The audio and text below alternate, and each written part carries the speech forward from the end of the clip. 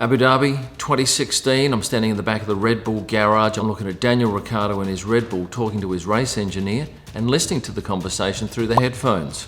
At that point, I think, this is amazing. I'd love to photograph this sport.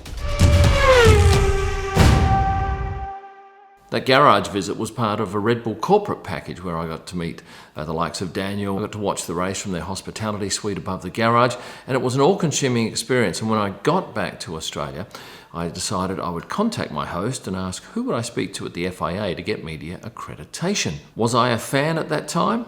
No, not a fan. I certainly enjoyed the sport, and I must admit that Daniel had probably upped my enthusiasm for the sport, and I used to watch the races occasionally from Australia.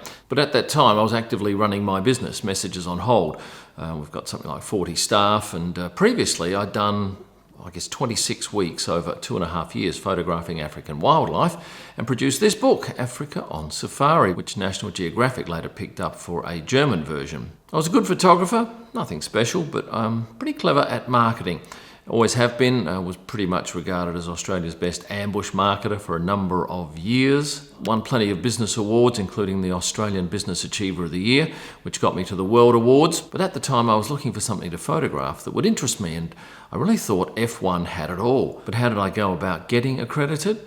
Well, my application to the FIA pretty much outlined what I thought I could do for the sport as perhaps a better marketer than a photographer. So I put in writing to them, and luckily they thought the idea had merit. And they accredited me first for testing in Barcelona pre-season in 2017, and then for the first race in Australia because it was my home race. I then applied for accreditation for the China race and the Bahrain race. And in Bahrain, I was standing talking to this gentleman, Mark Sutton, who runs an agency, and he just had a disagreement with someone and left him one photographer short. I was standing there and I said, Mark, can I help you? And he says, yeah, would you like to shoot for us? I said, how much? We agreed on a fee. And suddenly, out of nowhere, I'm shooting F1 for Sutton Images. Let's go back to the Melbourne event. That was my first race, shooting Formula One. And this picture here is still one of my favourites. It happened on, I think, the second day of shooting F1. And I was pretty darn happy with it. Of course, things have come a long way since then. And of course, when you're shooting some 20,000 images per race, your photography gets a whole lot better, a whole lot quicker. If you're wondering how you can get into F1 photography, and I've got to tell you it's not easy, I will broach that a little bit later in this video. As at June 2, when I'm recording this video, 2025, I've done 130 races. No doubt you know me from YouTube, but also I post regularly on Instagram and TikTok. They're my three main platforms. I've got to tell you, in 2018, my son said, you have to be on Instagram, and I hated it. And didn't really want to do it. But I made the plunge, and today I've got some 460-odd thousand followers. And I was no real fan of YouTube either, but once again, my son, and this is the older son, Tyler, he was very firm in me being on that platform as well. I remember the first video I did was terrible. At the time I thought it was alright, but he said, no, you're not putting that up. So over that time I put out hundreds and hundreds of videos. Going back 2 years ago, I did everything in terms of videoing. Maybe not the thumbnails, but certainly the production, the editing, posting.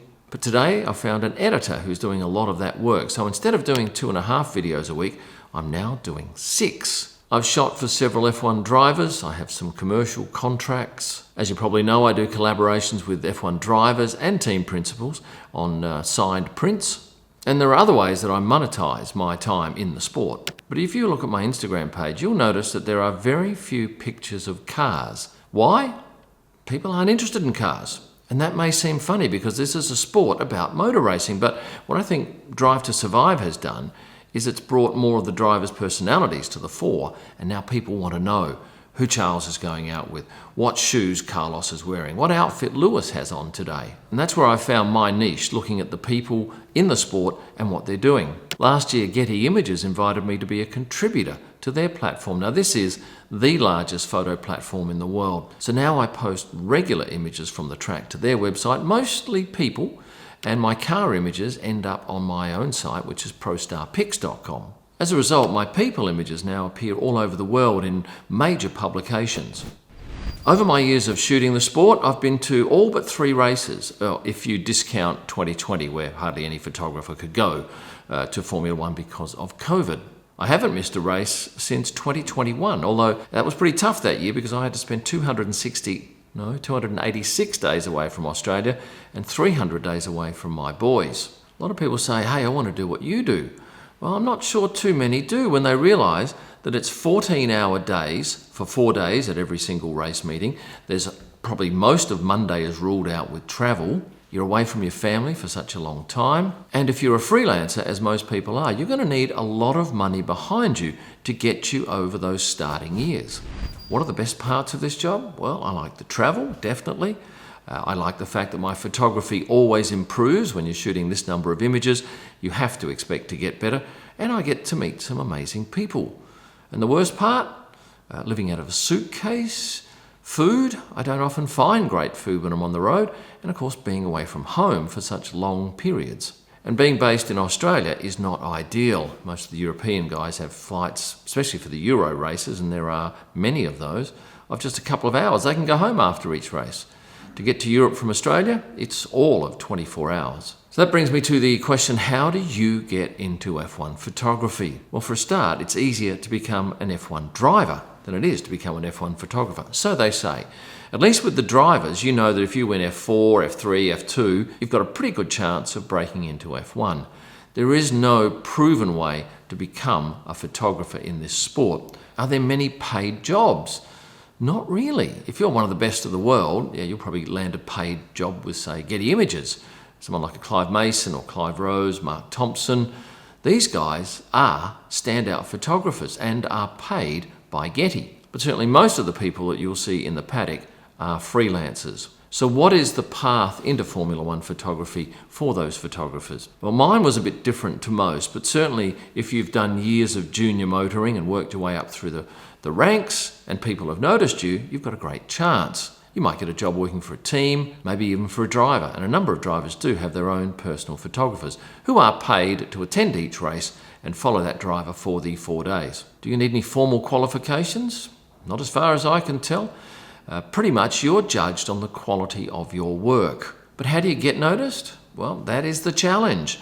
And certainly those people who are in the sport have worked out how they get their work noticed because they've landed a job. And typically, I'm not sure whether any team, whether any driver or any organisation advertises for an F1 photographer. I think it's more of a case of just word of mouth. At each race, there's probably 70 international photographers and probably 30 or 40 local photographers. The local photographers gain their accreditation through, say, the Australian Grand Prix Authority or the British Grand Prix Authority. They are done separately to the internationals, which is done by the FIA. And to find out what the FIA is looking for at the moment when it comes to accreditation, you should go to their website and have a look. But certainly if you're linked with a media outlet of size, you would have a far better chance of getting accredited than if you were a freelancer with no contacts. Have I had much advice from fellow photographers? Yeah, I've been thankful for a whole host of tips, and certainly stuff like background is important, no cranes, no trucks, no portaloos, and even signage in the background of a shot, unless of course you're shooting for a company that wants their signage in it. But getting back to my focus, and that is the people side of the sport, it doesn't just have to be drivers. Drivers' trainers, strategists, team principals, even garage mechanics can be hugely popular on my social media, as are celebrities and sports stars who attend the events. Somebody left a comment on a video recently, how do you know all these people in terms of sports stars and celebrities? Well, half the time I don't. And case in point would be Monaco last race, when I'm just taking photos of people who are being hammered for selfies and other photographers flooding them and worrying about who they are later. And to that end, we get fed a directory of stars coming to each race. So oftentimes I'll send that to my editor and just on my camera leave a voice note, this is a celebrity.